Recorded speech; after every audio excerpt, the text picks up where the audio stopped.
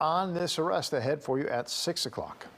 And we are following more breaking news for you tonight. An airstrike killed an al-Qaeda leader in Afghanistan. Ayman al-Zawahiri killed in the strike over the weekend. Terrorism expert Tom Makaitis joins us right now. Tom, thanks for joining us. We know that the president is just going to speak in about an hour or so about this, but what can you tell us? How big a deal is this? He took over for Osama bin Laden when he was killed in 2011. This is not as big of a deal as when he was killed.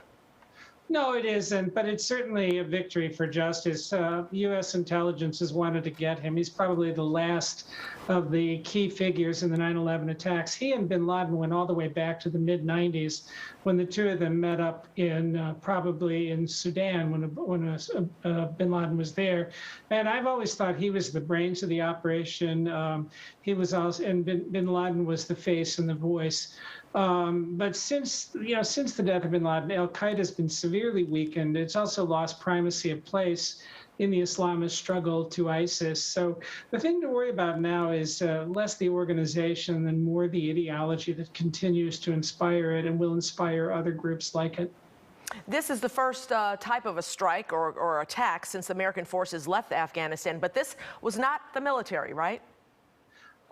It's not entirely clear. The CIA and the military both have drone strike capability. Who actually carried it out? And certainly they cooperate and probably share assets to some degree.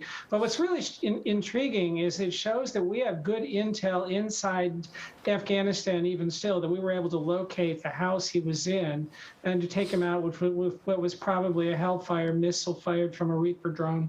So even though the U.S. is not on the ground, they're still very much involved in Afghanistan. Yes, this may be the beginning of what we call our over-the-horizon strategy, where we don't put American lives at risk, but we make clear to anybody who is going to attack us that we have a very long reach and a very long memory, and we can strike with impunity from great distances, and that's clearly what this demonstrates. Big get for President Biden?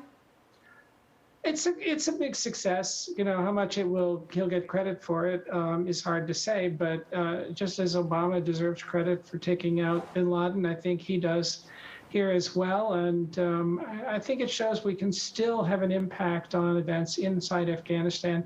And that's important to anybody who wants to set up shop there and carry out terrorist attacks. Terrorism analyst Tom Makaitis, thanks. Always nice to talk to you. Happy to do it.